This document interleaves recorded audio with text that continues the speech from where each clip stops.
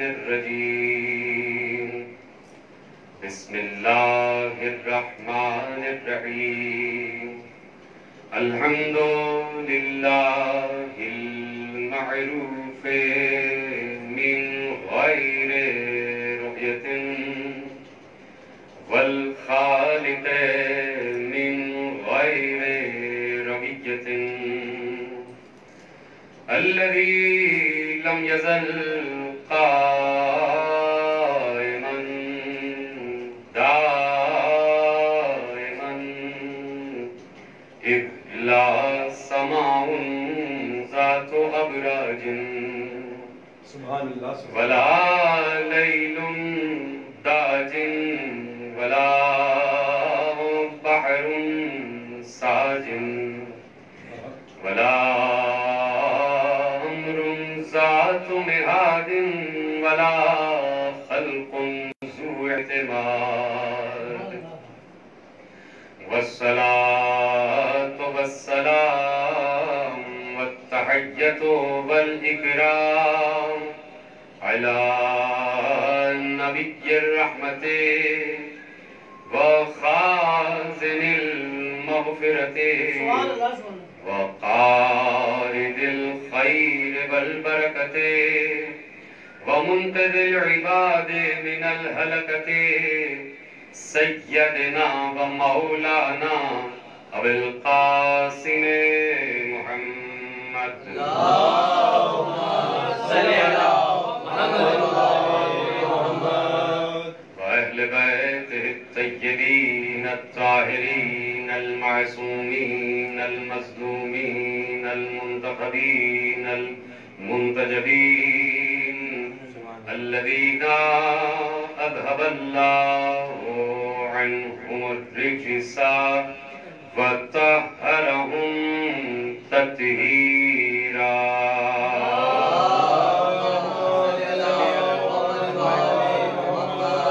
أما بعد فقد قال الله سبحانه وتعالى في محكم كتابه المجيد وفرقانه الحميد وقوله الحق بسم الله الرحمن الرحيم تبارك الذي نزل الفرقان على عبده ليكون للعالمين نذيرا صلوات پر محمد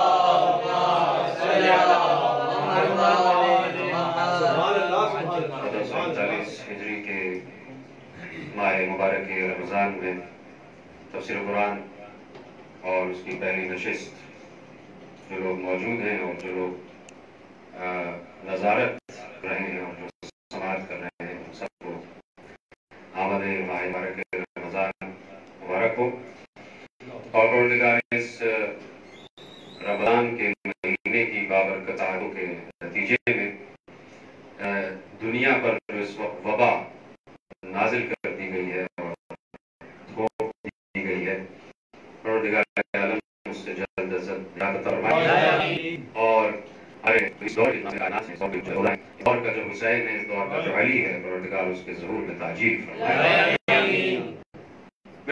عزیزو یہ میں نے دعا اس لیے پہلے سے زمانہ تذکرہ کر دیا ہے کہ معلوم ہو جائے کہ اللہ نے کسی بھی دنیا کے کسی بھی عرصے کو اور کسی بھی لمحے کو کتاب سے تو خالی رکھا ہے لیکن اپنی حجت سے خالی رکھا ہے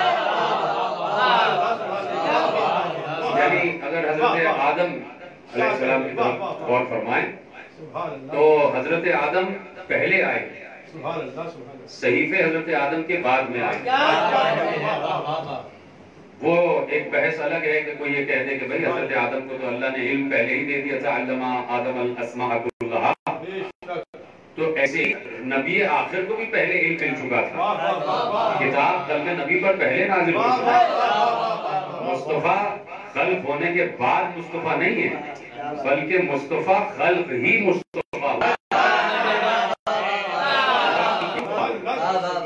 اور جب نزول کتاب آخری منزل ہے تو جب پیغمبر 40 برس کے ہو گئے اس دنیاوی حیات کے عرصے میں، اور جب اللہ نے کہا کہ اب آپ انہیں بتا دیجئے کہ آپ ہمارے نبی ہیں۔ ابھی تک تو صرف یہ خبر پیغمبر تک تھی اور پیغمبر کی پرورش کرنے والوں تک تھی، اب اللہ نے کہا کہ آپ ان کو بتا دیجئے کہ آپ نبی ہیں، اور جب نبی کو یہ اذن مل جاتا ہے کہ وہ بتا دے کہ وہ نبی ہے تو وہ نبی پھر رسول ہو جاتا ہے، اس لیے کہ نبی لنفسہ ہی نبی ہوتا ہے اور نبی لغیر ہی رسول ہوتا ہے۔ نبی اور نبوت کی دو قسمیں ہیں، نبی لنفسہ ہی اور نبی لغیر ہی۔ بہت سا ایک سلسلہ ہے، میں اس وقت تو سنی آئی ہے اور کثیر مجمع سن رہا ہے جہاں جہاں حضرات بیٹھے ہوئے ہیں۔ آج تھوڑی سی تاخیر ہوئی تو کچھ باعث تاخیر بھی تھا، تو کل انشاءاللہ العزیز ہم اپنے وقت سے 8:15 بجے شروع کریں گے مجالس کا سلسلہ۔ تو جتنے بھی حضرات اس وقت بیٹھے سب یقیناً میری طرف متوجہ ہیں کہ یہ بات ذہن انسانی میں راسخ ہو جانی چاہیے کہ جہاں جہاں کلمہ گو آباد ہے اور جہاں جہاں نبوت کا تصور ذہنوں میں آباد ہے، تو میں پوچھنا چاہتا ہوں، تمہیدی تقریر ہے اور چونکہ قرآن اور عصر حاضر ہمارا موضوع رہے گا، اسی موضوع کو لے کے ہم آگے بڑھیں گے، تو میں ایک سوال پوچھنا چاہتا ہوں کہ یہ بات ہمیں کس نے بتائی، کس نے ہمیں بتائی؟ جہاں جہاں میری بات سنی اور سمجھی جا رہی ہے، اور ہمارا خطاب اور ہمارے مخاطب کبھی بھی سطحی ذہن رکھنے والے نہیں ہوتے، صاحبان عقل سے بتا، اور قرآن نے بھی صاحبان عقل سے بات کی۔ قرآن کا موضوع انسان ہے اور انسان ہی کے ذریعے انسانوں پر بات کی گئی، اور اللہ نے اسی لیے پیغمبر کو لباس بشر میں بھیجا ہے، انسان کے لباس میں بھیجا ہے تاکہ پیغمبر کی ذات حجت بن جائے۔ تو میں ایک سوال یہ پوچھنا چاہتا ہوں کہ 1,24,000 انبیاء ہیں، یہ بات ہمیں کس نے بتائی؟ قرآن میں کہیں یہ ذکر نہیں ہے کہ 1,24,000 انبیاء۔ قرآن میں اگر کہیں نام لے کے تذکرہ ہے تو کل 25 انبیاء کا تذکرہ ہے، کل 25 انبیاء کا۔ یہ ہمیں کس نے بتایا کہ پیغمبر سے قبل 1,23,999 انبیاء گزر چکے، اور قرآن کی جہاں تک بات ہے تو میں عرض کر چکا کہ قرآن نے 25 کے نام اپنے میں محفوظ کیے ہیں۔ اب 25 کو نکال لیجئے اور اس سے ہٹ کے 1,23,975 سمجھ لیجئے، یہ انبیاء کہاں ہیں؟ ان کے نام کہاں ہیں؟ کس کو معلوم تھا کہ اس سے پہلے اتنے انبیاء گزر چکے؟ 1,23,999 اور 1,24,000 کی تعداد کس نے بتائی؟ پوچھنا یہ چاہتا ہوں کہ کیا ابو جہل نے بتائی؟ کیا عتبہ، شیبہ، ولید یا اور جو وہاں بزام ناقص، بہت اپنے اپنے زام ناقص میں عالم بس رہے تھے، جو عرب فصاحت و بلاغت پر اپنی شاعری پر ناز کرتے تھے، کیا انہوں نے بتایا؟ انہوں نے تو نہیں بتایا۔ وہ تو اگر پیغمبر، دیکھیے جملہ میرا محفوظ کیجئے کہ اگر پیغمبر کچھ اور تاخیر ہو جاتی کہ اللہ کچھ اور تاخیر کر دیتا نزول پیغمبر میں، تو یقیناً یہ طے کیے بیٹھے تھے کہ خدائی دعویٰ فرعون ختم نہیں ہوا، ہو سکتا ہے ابو جہل کا بھی دعویٰ کر دیتا کہ نہ ہوا، کہ اب وہ پیغمبر اس دنیا میں بھیجا جائے۔ تو اس کیا کہ 1,24,000 انبیاء ہیں، تو یہ کس نے بتایا؟ یہ ہمیں ذات خطی مرتبت نے بتایا، رسول نے بتایا۔ اسی کی طرف قرآن نے ایک آیت میں اشارہ بھی کیا ہے، سورہ بقرہ کی آیت ہے، اور میں اس کا ترجمہ آپ کے حوالے کرتا ہوں کہ اللہ اپنے نبی کو مخاطب کر کے کہہ رہا ہے کہ اے نبی، ہم نے بہت سے انبیاء کے تذکرے آپ سے کیے ہیں اور بہت سے تذکرے نہیں کیے۔ لفظ استعمال کیا نقص، ہم نے قصے بیان کیے آپ سے اور بہت سے قصے آپ سے بیان ہی نہیں کیے۔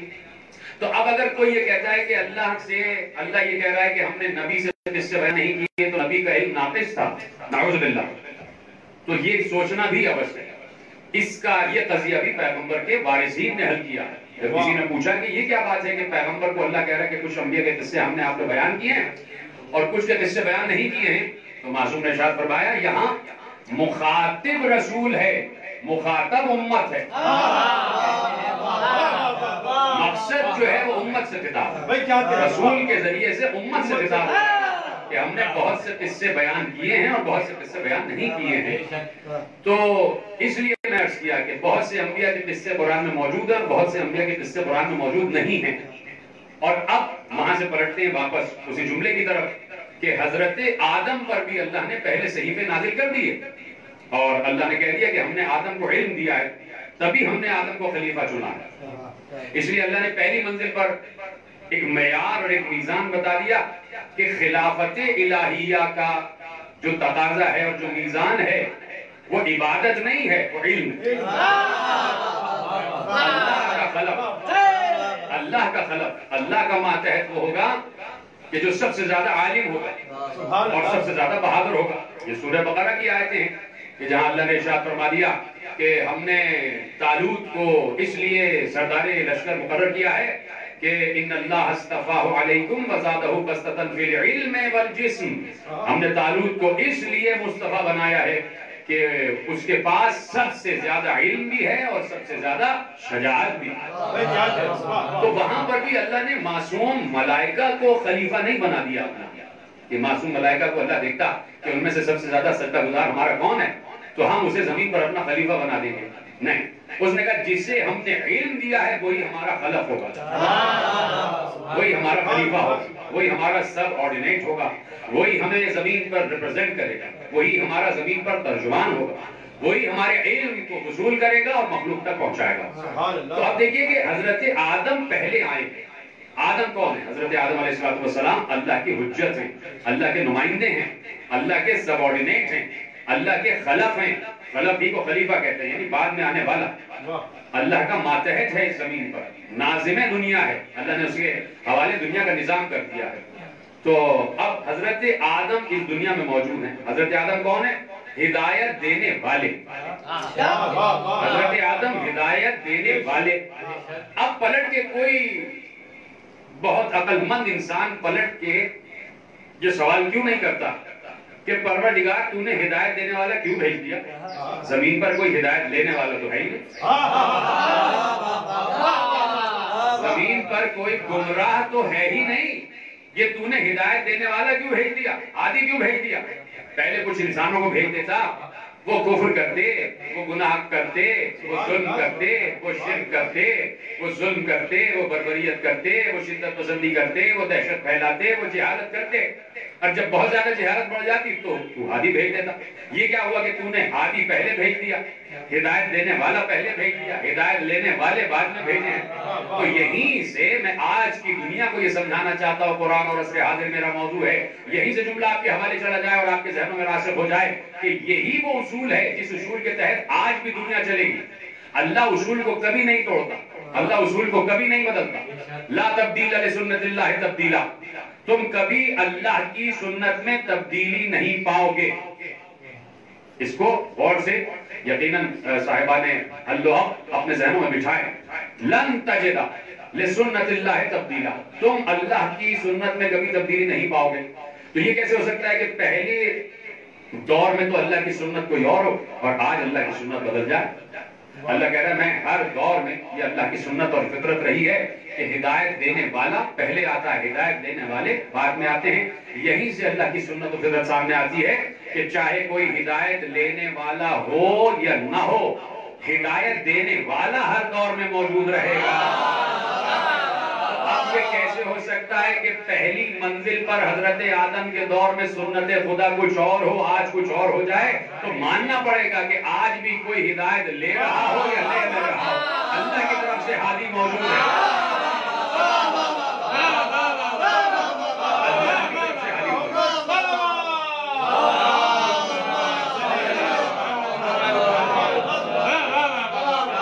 ماننا پڑے گا کہ اب کوئی ہدایت لے نہ لے، یہ کام ہے بندوں کا، ہدایت لینا نہ لینا. اس لیے کہ بندوں کو اللہ نے عقل دے دی. اللہ اپنا کام کرتا، قدرت اپنا کام کرے گی اور وہ کام پائے تکمیل تک پہنچے گا. اس لیے آج بھی کوئی نہ کوئی ہادی ہے، کوئی نہ کوئی ہدایت دینے والا موجود ہے. جو بندوں کا چنا ہوا نہ ہو، بندوں کا چنا ہوا نہ ہو، بلکہ جو اللہ کا بھیجا ہوا ہو. اس لیے کہ جب پہلی منزل پر اللہ نے شیطان جب اس وقت موجود ہے تو اس وقت پہلی منزل پر اللہ نے معصوم ملائکہ کو اجازت نہیں دی کہ تم ذرا اپنے درمیان الیکشن کر لو اور کوئی اپنا نمائندہ نومینیٹ کر دو اور پھر اسے ہمارے سامنے پیش کر دینا اور جو کینڈیڈیٹ تم ملائکہ میں سے زیادہ ووٹ لے کے جیت جائے گا ہم اسے نامنیٹ کر دیں گے زمین پر اپنا خلیفہ. اللہ نے تو معصوم ملائکہ کو اجازت نہیں دی کہ تم اپنے درمیان میں سے کوئی ہادی، کوئی ماتحت، کوئی خلیفہ منتخب اور اپنی طرف سے کوئی چن لو. تو ناقص انسانوں کو کیسے دے دے گا؟ تو اللہ کو معلوم ہے کہ یہ انسان جو ہے یہ سیلفش ہے، یہ خود غرض ہے، یہ اپنے لیے سوچتا ہے.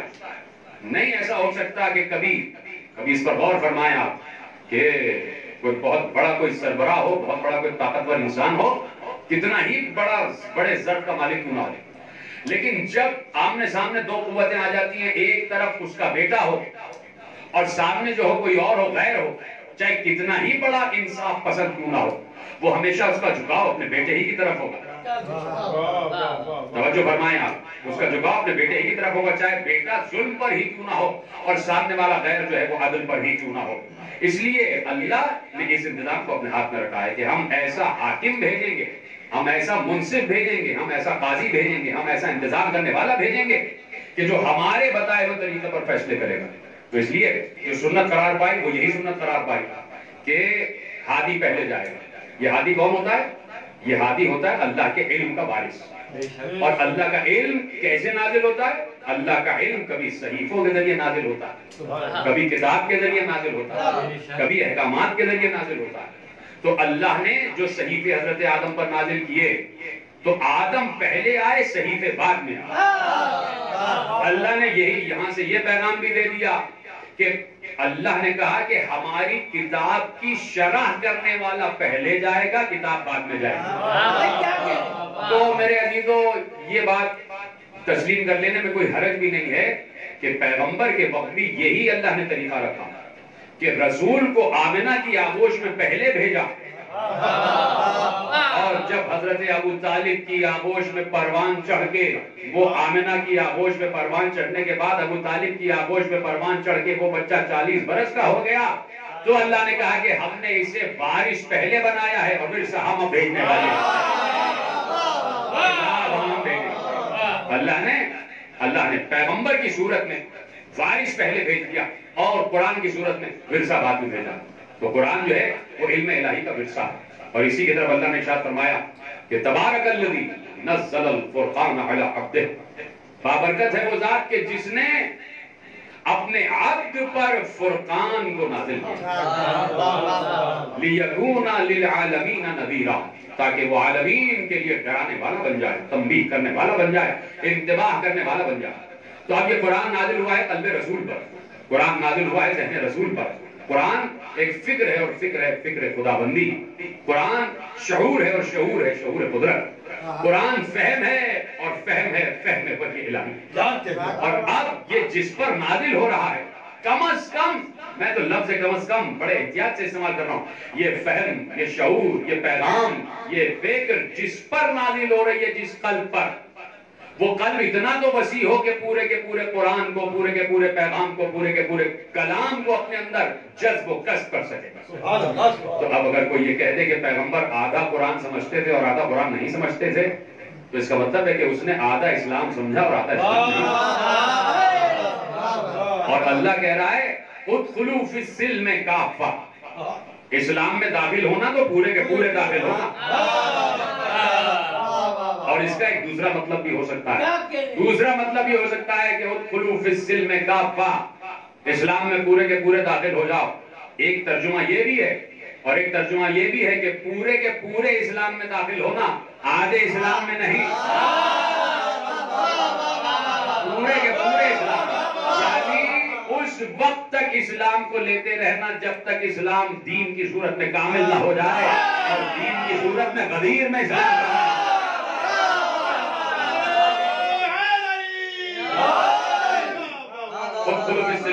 وہ چاہتا ہے کہ پورا کا پورا اسلام تمہارے اندر داخل ہو، پورا کا پورا دین تمہارے اندر داخل ہو. یہ نہ ہو کہ اپنے مطلب کا اسلام لے لیا اور اپنے مطلب میں جو سمجھ میں آئے وہ چھوڑ دیا. اللہ کو ایسا اسلام قابل قبول نہیں ہے، قدرت کی بارگاہ میں ایسا دین قابل قبول نہیں ہے.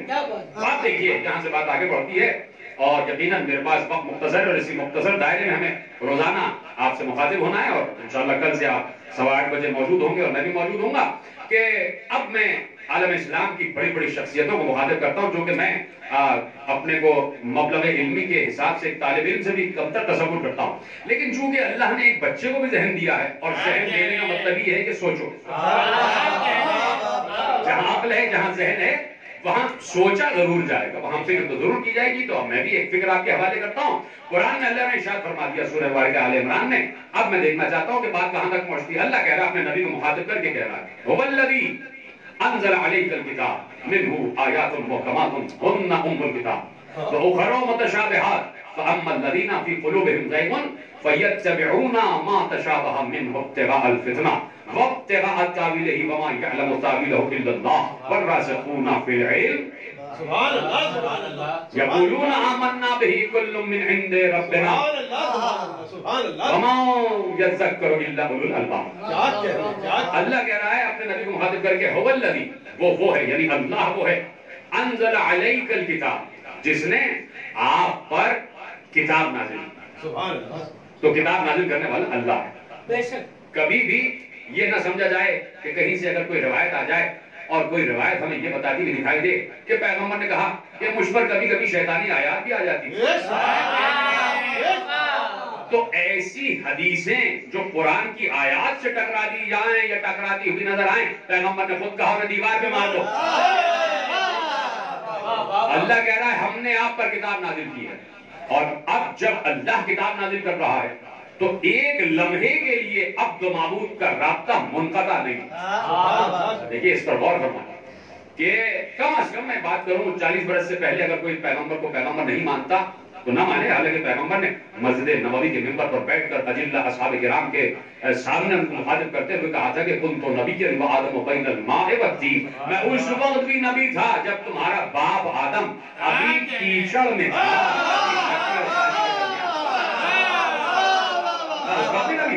جب تمہارے باپ آدم کا خمیر گوندھا جا رہا تھا، تب کوئی حدیث کو مانے یا نہ مانے، میں کہتا ہوں کہ ذرا سا آگے بڑھ جائیے۔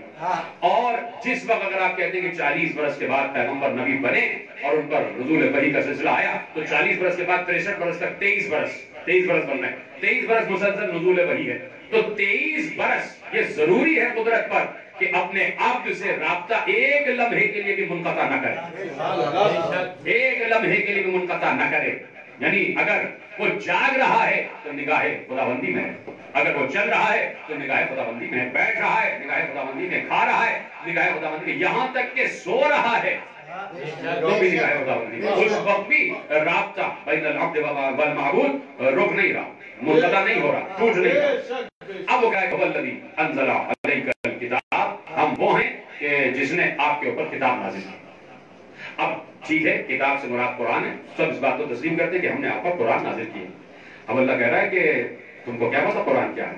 منہ آیات محکمات ہن ام الکتاب، اس کتاب میں جو ہم نے نازل کی ہے نا کتاب جسے قرآن کہتے ہیں، اس میں 2 قسم کی آیتیں، 2 قسم کی آیتیں، یعنی آیت کو نازل کرنے والا آیت کی اقسام بیان کر رہا ہے۔ یہ کوئی حدیث نہیں ہے، یہ کوئی قول نہیں ہے، یہ کوئی کلام نہیں ہے، یہ کسی بندے کا کلام نہیں ہے، یہ اللہ کا کلام ہے، اور اس پر ڈیبیٹ ہی نہیں ہے، اللہ کا کلام ہے تو اب اس پر غور کرنا۔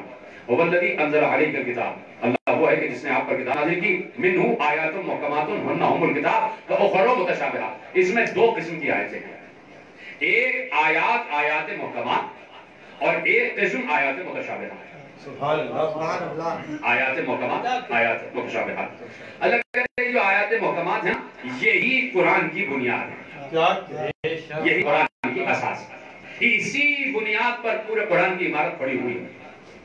منہ آیات محکمات ہن ام الکتاب، یہی جو ہے ام الکتاب ہے، آیات محکمات ہیں یہ ام الکتاب، اسی پر کتاب کی بنیاد ہے، وہ آخر متشابہات۔ اور اس میں ایک قسم جو ہے کچھ آیتیں ہیں جو متشابہات ہیں، تو اب میں 2 آیتوں کا ہمارے سامنے تذکرہ کر دیا، آیات محکمات اور آیات متشابہات۔ علماء نے کہا کہ محکمات کا مطلب یہ ہے کہ بظاہر بالکل صاف سمجھ میں آ جائیں، جس میں کسی ڈیبیٹ کی ضرورت نہ ہو، کسی مباحثے کی ضرورت نہ ہو، کسی بحث کی ضرورت نہ ہو، اور جو بالکل سامنے کی بات ہو سمجھ میں آ جائے۔ اور متشابہات میں علماء نے بحث کی کہ بظاہر کچھ ہو اور باطن میں کچھ ہو، بظاہر کچھ اور مطلب ہو لیکن باطن میں کچھ اور مطلب ہو. مثلا میں ایک مثال دیتا ہوں آپ کو. چلیے مثال میں آپ کو بعد میں دوں گا, ذرا سا آیتیں آگے بڑھاتا ہوں.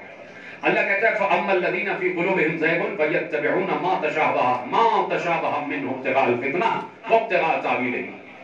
اللہ کہتا ہے کہ جن لوگوں کے دلوں میں ٹیڑھ ہوتا ہے, جن کے دلوں میں سازشیں پل رہی ہوتی ہیں, وہ محکم کو چھوڑ کر متشابہات کے پیچھے پڑ جاتے ہیں اور ان کی منمانی تعویلیں کرتے ہیں. اور اس لیے منمانی تعویلیں کرتے ہیں تاکہ انہی آیات کے ذریعے امت میں فتنہ برپا کیا جائے. انہی آیات کے ذریعے امت میں فتنہ برپا کیا جائے. اللہ کہہ رہا ہے کہ کچھ ایسے ہیں شریر فطرت لوگ کہ جو قرآنی آیات کو اپنے معنی میں تبدیل کرتے امت میں فتنہ برپا کر دیتے ہیں کہ اس آیت کا مطلب یہ ہے. اب مثلا اس وقت امت مسلمہ میں 73 فرقے ہیں. پیغمبر نے کہہ دیا کہ میری امت 73 فرقوں میں بڑھ جائے گی, تو ہر دور میں 73 فرقے رہتے ہیں. تو 73 فرقے اور 73 طریقے قرآن کو سمجھنے. ہر فرقہ کہہ رہا ہے کہ جو میرے فرقے کے امام نے کہا وہی صحیح ہے, وہی صحیح ہے, وہی صحیح ہے. اور بہت سی قرآن کی آیات ایسی ہیں کہ جن میں ہر مسلک, ہر فرقہ, ہر فقہ, ہر شریعت الگ الگ مطلب بیان کرتے ہیں. اب آپ دیکھیے کہ 73 فرقے سب اسلامی اور کلمہ گو ہونے کے دعوے دار, اور ہر فرقہ دوسرے کو کہہ رہا ہے تم غلط ہم صحیح. اور بنیاد کیا ہے؟ قرآن. سب کہہ رہے ہیں ہم نے قرآن لیا ہوا, ہمارے پاس قرآن کی دلیل موجود ہے, ہمارے پاس قرآن کی حجت موجود ہے, اور ہمارے پاس قرآن کے معنی اور مفہوم موجود ہے. اب مجھے بتائیے ایسی صورت میں کیا کیا جائے؟ اب تو اتنی پڑھ لکھ گئی نا دنیا, قرآن اور عصر حاضر ہمارا موضوع ہے. اب تو اتنی پڑھ لکھ گئی دنیا کہ دنیا کے بند ذہنوں کے سامنے سے حجابات ہٹتے جا رہے ہیں. لوگ جو ہے بڑے ماڈرنائز ہوتے جا رہے ہیں. لوگ کہہ رہے ہیں بھائی دقیانوسی باتیں نہ کرو, ایک دوسرے کو برداشت کرو, ٹالرنس کا دور آگے بڑھو. یہ باتیں کی جا رہی ہیں. تو اب تو سائنس آگے بڑھ گئی, دماغ کھل گیا, آئی ٹی انفارمیشن ٹیکنالوجی آ گئی, انفارمیشن اوور لوڈ ہو رہا ہے, یہ تمام باتیں آ گئی سب نے ذہن. تو اس انفارمیشن اوور لوڈ کے دور میں بھی امت 73 فرقوں میں بٹی ہوئی ہے, اور ہر آدمی یہ کہہ رہا ہے کہ جو میرا مطلب ہے وہ صحیح ہے. تو اب اس وقت کوئی ضرورت ہے کہ نہیں کہ کوئی ایسی ایک فکر قائم کر دی جائے, یا کسی ایسی فکر کا اجرا کر دیا جائے جس میں سب متفق ہو جائیں. نہیں, میں پوچھنا چاہتا ہوں عالم اسلام سے کہ کیا آج اس دور میں ایسی فکر کی ضرورت ہے یا نہیں ہے کہ عیسائی جہاں پر بھی ہے عیسائی ہے. عیسائی یہ نہیں کہتا کہ میں سنی عیسائی ہوں, میں شیعہ عیسائی ہوں. لیکن نا وہ آرتھوڈاکس الگ ہیں, اور وہ تمام ان میں جو 2 فرقے ہیں وہ الگ ہیں, ان کی بات نہیں کرتا. لیکن عیسائی کبھی لڑتے نہیں. اسی طرح یہودیوں میں سب کے سب یہودی ہیں, ان کے درجات میں طبقات میں فرق ہے, اور مجھ سے بہتر جانتے ہیں. انہی تقاریر میں اگر موضوع آیا تو کبھی عیسائیت پر بھی بات کریں گے اور یہودیت پر بھی بات کریں گے, تاکہ نوجوانوں تک یہ جملے پہنچ جائیں. تو جہاں پر بھی ہندو ہے مثلا, سب کے سب خود پرست ہیں, آپس میں لڑتے نہیں ہیں. تم رام کے پجاری ہو, ہم ہنومان کے پجاری ہیں, ہم تم سے لڑیں گے, تم ہم سے لڑنا. مانی حالانکہ وہاں پر بھی بتوں کی اقسام ہیں, وہاں پر بھی بتوں کی اقسام ہیں, لیکن سب کے ہندو ہیں, لڑ نہیں ہے. یہ شرف تو صرف امت مسلمہ کو ہے.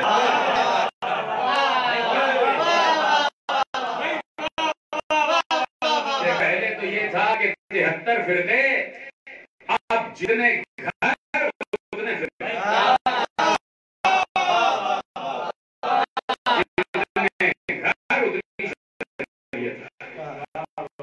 جتنے عالم اتنے فتوے. تو اب پیغمبر کی مرضی نہیں, اس کنفیوژن دور کر کہ پیغمبر کی مرضی نہیں کہ وہ 73 فرقوں میں بڑھ جائے. پیغمبر نے خبر دی تھی, یہ علم رسول مرضی رسول نہیں, یہ رسول کے علم میں تھا کہ ایسا ہوگا, رسول یہ چاہتے نہیں تھے. تو اب میں ذرا سا پوچھوں آپ سے, میں ابھی رکی بھی آئے وہیں پر, لیکن باتیں آ رہی تو میں اس کروں, میں پوچھوں گا کہ یہ رسول کے دور میں کتنے فرقے تھے؟ جتنے حضرات سن رہے ہیں تو کمنٹس اگر آ رہے ہوں گے تو ذرا مجھے بتا بھی دیں کہ رسول کے دور میں کتنے فرقے تھے. بھائی سب کہیں گے کوئی فرقہ نہیں, کوئی فقہ نہیں, کوئی مسلک نہیں, کوئی مشرب نہیں, کوئی مکتب فکر نہیں, صرف ایک مکتب فکر، اور وہ اسلامی مکتب فکر. کیوں بھائی رسول کے دور میں کیوں نہیں بنے؟ رسول نے کہہ دیا میرے بعد بن جائیں گے، تو یا رسول اللہ اگر اچھی بات تھی تو اپنے دور میں بنا لیتے، اپنے دور میں فرقے بنا لیتے. رسول کے جتنے اصحاب اتنے فرقے ہو جاتے، رسول کے سامنے فرقے کام کر رہے ہوتے، اور رسول بتا دیتے کہ ہاں بھائی اس کو ایسے کر لو، اس کو ایسے کر لو، اس کو ایسے کر لو. تو رسول کے دور میں فرقے کیوں نہیں بنے؟ اس کا مطلب ہے کہ نہ مرضی الہی ہے فرقے بنانا، یہ رسول ہے.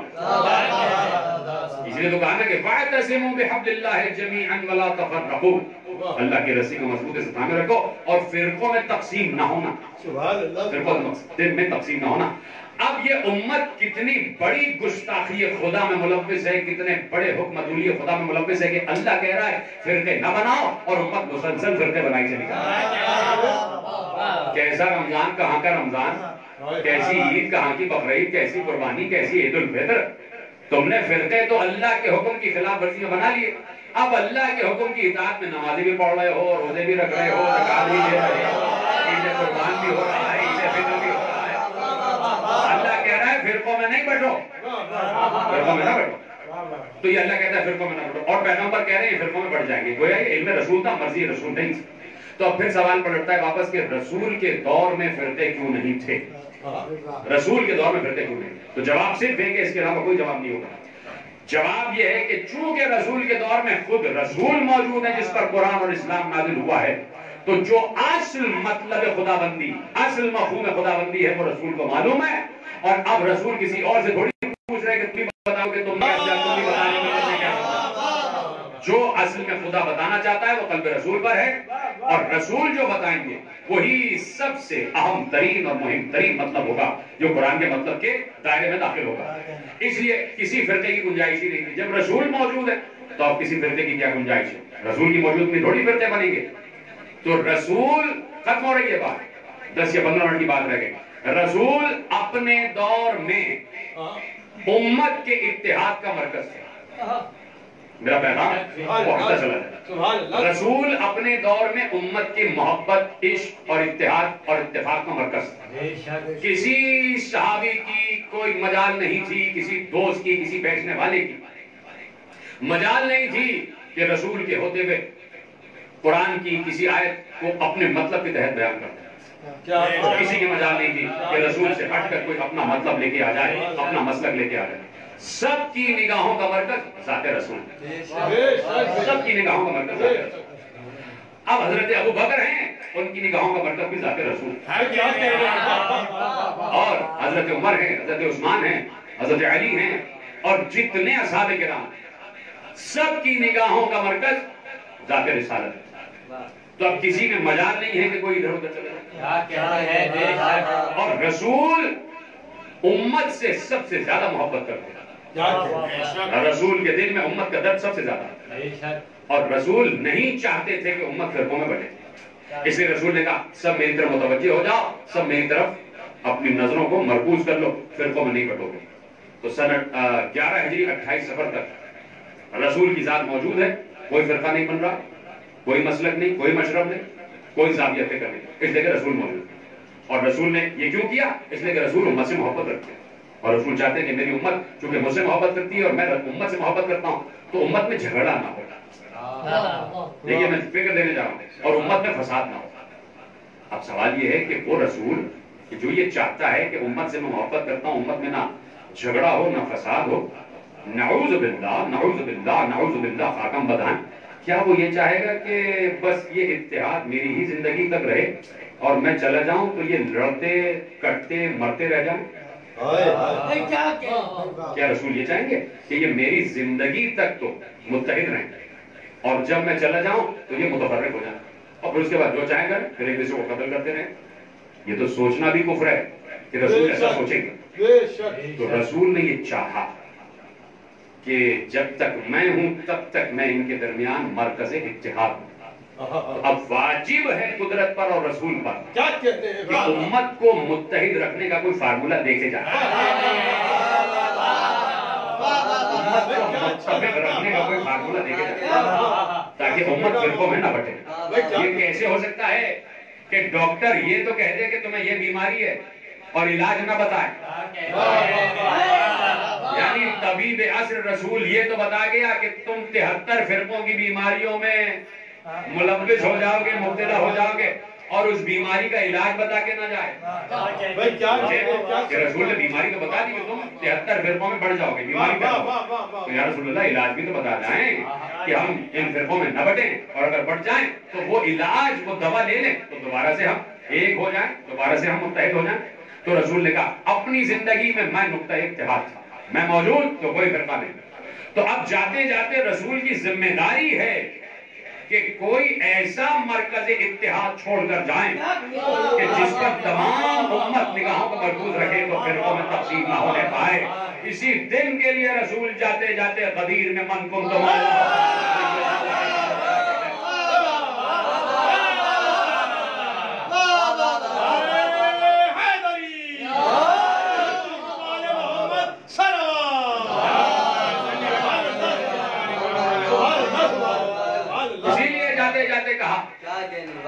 دیکھئے من کو تو مولا, اس کے کئی مطالب ہیں, 22 مطلب مولا کے بتا دیئے. ایک میرا بھی مجھ حقیر فقیر کا مطلب سن لیجئے کہ گویا کیونکہ رسول عالم غیب کا نمائندہ ہے, اللہ کا نمائندہ ہے, تو اس کے مطالب بھی محدود نہیں ہوں گے. گویا رسول بتا رہے تھے کل تک جس کا مرکز اتحاد میں تھا, میرے بعد مرکز اتحاد علی.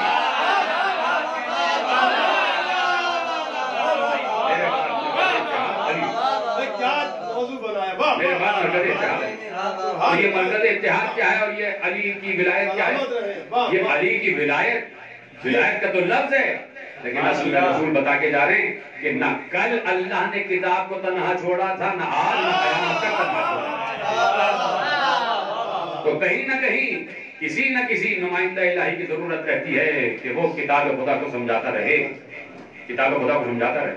اسی لیے خدا نے کہا اس میں 2 قسم کی آیتیں ہیں, آیات محکمات اور آیات متشابہات. اور جو محکم کو چھوڑ کر متشابہ کے پیچھے پڑ جاتے ہیں, منمانی تعبیریں کرتے ہیں, اللہ نے ان سے براءت کا اظہار کیا.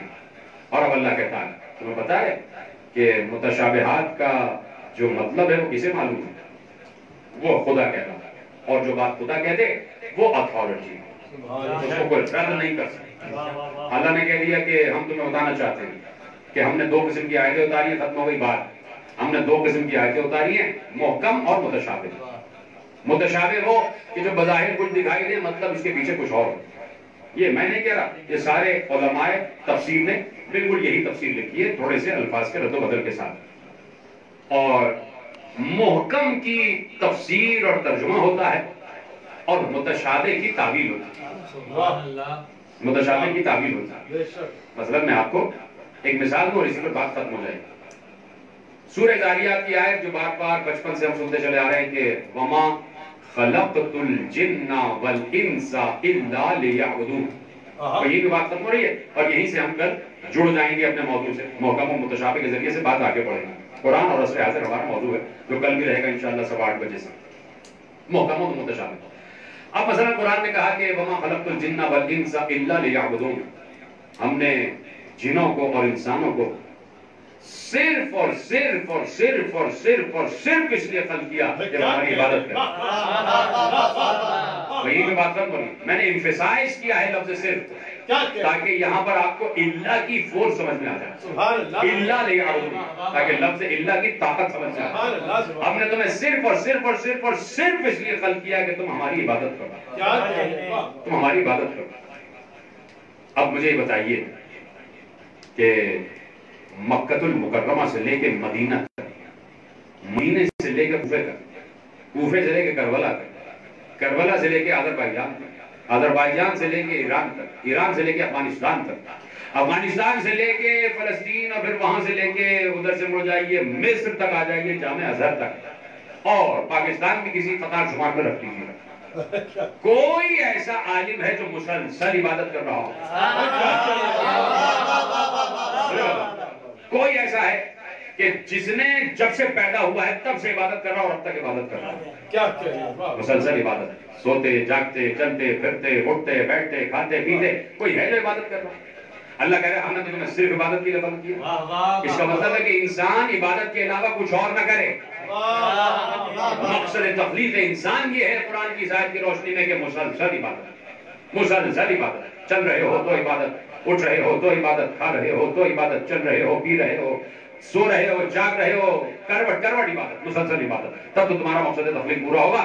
نہیں تو اللہ کہہ رہا ہے کہ تم نے مقصد تخلیق پورا نہیں کیا۔ کون ایسا انسان ہے جو مسلسل عبادت کر رہا ہو؟ روح عرش پر کوئی ایسا ذی نفس آپ دکھا نہیں سکتے جو مسلسل اپنے مقصد تخلیق کو پورا کر رہا ہے۔ تو پھر اس کا مطلب ہے کہ کوئی جنت میں نہیں جائے گا، چاہے کتنی عبادت کیوں نہ کر لو۔ اس لیے کہ اگر نماز، یہاں نماز سے مراد ہے تو نماز بھی انقطاع کی منزل پر آتی ہے۔ فجر کی پڑھی، پھر بیچ میں وقفہ ہے، پھر ظہر ہے، پھر بیچ میں وقفہ ہے، پھر عصر ہے، پھر بیچ میں وقفہ ہے، مغرب ہے، پھر وقفہ ہے، پھر عشاء ہے، اور پھر ایک طویل وقفہ ہے، پھر فجر ہے۔ اور اگر روزہ ہے تو روزہ 11 مہینے کے انتظار کے بعد پھر ایک مہینہ آئے گا جس میں روزہ رکھنا ہے، اور پھر 11 مہینے انتظار۔ اگر حج ہے تو ایک دن ہے پورے 12 مہینے میں جو حج ہو رہا ہے، جس میں 10 دن آپ کو مصروف رہنا۔ اگر زکوٰۃ ہے تو اگر نصاب پورا ہو رہا ہے تو یہ عبادت کرنا ہے، نہیں تو نہیں ہے۔ اگر جہاد ہے تو جہاد میں بھی کچھ لوگ مبتلا ہیں، کچھ لوگ نہیں۔ اور اللہ کہہ رہا ہے تمہارا مقصد تخلیق مسلسل عبادت، مسلسل عبادت۔ یہیں سے میں موڑ رہا ہوں گفتگو، آخری منزل، آخری جملہ، یہیں سے بات سمجھ میں آتی ہے کہ اس کا مطلب ہے کہ لیعبدون کی تفسیر نہیں، تعویل کی ضرورت ہے۔ اور تعویل کا علم اللہ کہہ رہا ہے یا تو مجھے ہے یا راسخون فی العلم ہے۔ اپنی مرضی سے تعویل نہ کرنا، اپنی مرضی سے تعویل نہ کرنا۔ جب لفظ کی تعویل آ جائے تو یا تو ہم سے پوچھنا یا ہم نے جنہیں علم دیا ان سے پوچھنا۔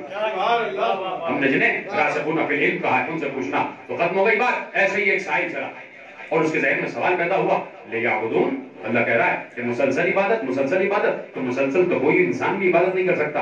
کچھ حل ادھر ادھر دیکھا، شہروں شہروں، قریے قریے، کوچے کوچے، دیہات دیہات، چلتا رہا پھرتا رہا، اس سے پوچھ، اس سے پوچھ، اس سے پوچھ، اس سے پوچھ۔ کسی نے کہا بھائی اس وقت ایک ہی نمائندہ ہے جو مدینے میں رہ رہا ہے، رسول کے علم کا چھٹا وارث امام جعفر صادق علیہ السلام۔ جاؤ مدینے میں جاؤ اور مدینے میں در صادق پر دستک دو، اور وہاں سے تمہیں سوال کا جواب ملے گا۔ در صادق پر دستک دی اور آ کے بیٹھ گیا، دو زانو ہو کے بیٹھ گئے اور کہا کہ مولا ایک آیت کی تفسیر و تعویل کے لیے حاضر ہوں۔ کیا آیت کہا؟ وَمَا خَلَقْتُ الْجِنَّ وَالْإِنسَ إِلَّا لِيَعْبُدُونَ، ہم نے جنوں اور انسانوں کو صرف اور صرف عبادت کے لیے خلق کیا ہے۔ کہاں؟ سورہ ذاریات میں ہے۔ اللہ نے کیا پوچھنا چاہتے ہو؟ کہا یہاں پوچھنا چاہتا ہوں لیعبدون سے کیا مراد ہے؟ یہیں سے مراد ہے نا کہ جو آیا ہے سوال پوچھنے کے لیے وہ ہندوستان سے نہیں کیا، کوئی سنسکرت بولنے والا نہیں تھا، کوئی وہ دور سے پراکرت بولنے والا نہیں تھا، کہیں وہ رومی زبان کا بولنے والا نہیں تھا، کہیں وہ حبش سے نہیں آیا تھا حبشی اور سواحلی زبان بولتا ہوا، وہ عرب کا رہنے والا تھا۔ عربی زبان اس کا اوڑھنا بچھونا چلنا پھرنا، عربی زبان اس کی مادری زبان۔ اور پھر آگے معصوم سے پوچھ رہا ہے مولا لیعبدون سے کیا مراد ہے؟ کیوں؟ تجھے عربی نہیں آتی؟ یعنی تو مادری زبان ہی عربی ہے، پھر پوچھ رہا ہے لیعبدون سے کیا مراد ہے؟ تو پلٹ کے وہ یہی جواب دیں گے کہ میرا یہ سوال پوچھنا ہی بتا رہا ہے کہ بہت سے عرب ایسے ہیں جنہیں اب تک عربی آتی ہے، بہت سے عرب ایسے ہیں جنہیں اب تک عربی نہیں آتی۔ تو اس دور میں بھی جب رسول کا نمائندہ موجود ہے تو آگے پوچھا لیعبدون سے کیا مراد ہے؟ تو اب معصوم نے کہا کہ چونکہ ہمارے قلب میں وہی علم رسول ہے کہ جو قلب رسول میں تھا، تو رسول سے جو علم کشف کیا وارثان رسول نے، تو اسی علم کے تحت جواب دیا کہ یہاں لیعبدون سے مراد ہے لیعرفون۔ اللہ کہہ رہا ہے ہم نے تمہیں اس لیے خلق کیا تاکہ تم چلتے پھرتے اٹھتے بیٹھتے کھاتے پیتے کروٹ کروٹ بس یہ پہچانو کہ ہم کون ہیں، بس یہ پہچانو کہ اللہ کون ہے، ہمارا رب کون ہے۔ معرفت کی منزل میں آگے بڑھتے چلے جاؤ، ختم ہو گئی بات، آپ ہی پیغام میرا لیتے چلے جائیں۔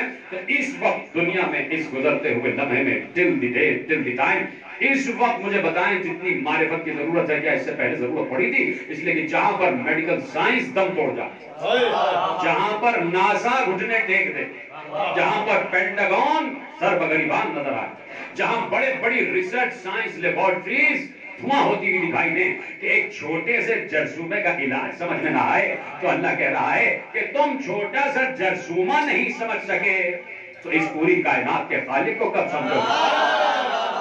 تو یا اللہ تجھے کیسے سمجھیں کیسے پائیں، تو تو نظر بھی نہیں آتا، تو اب کسی اور نے نہیں، خود اس الہی نمائندے نے جو وارث رسول ہے، جس نے 13 رجب کو لعاب دہن رسول چوسا تھا، اس نے منبر کوفہ کے عرشے پر بیٹھ کر سلونی کے بعد یہی کہا تھا، سلونی کے بعد یہی کہا تھا، پہچاننا چاہتے ہو اللہ کون ہے؟ نہ سورج کے ذریعے سے پہچانے گا، نہ چاند کے ذریعے سے پہچانوائے گا، نہ کسی زمین و آسمان کے ذریعے سے پہچان میں آئے گا۔ کافر کیسے پہچان میں آئے گا؟ کہا اپنے آپ کو پہچان لو، اپنے رب کو پہچان لو۔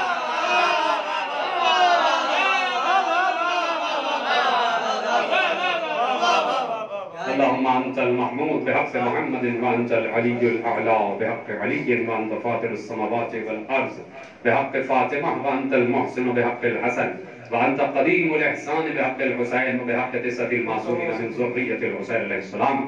پروردگار تجھے واسطہ ہے محمد و آل محمد کا دنیا پر آئی ہوئی اس وبا کو جلد از جلد ٹال دے۔ پروردگار ہمیں ہر بلا سے محفوظ کرنا، پروردگار ہمیں ہر آفت سے محفوظ کرنا۔ پروردگار تجھے واسطہ ہے محمد و آل محمد کا جہاں جہاں صاحبان ایمان آباد ہیں، سب کی جان مال عزت و آبرو کی حفاظت کرنا۔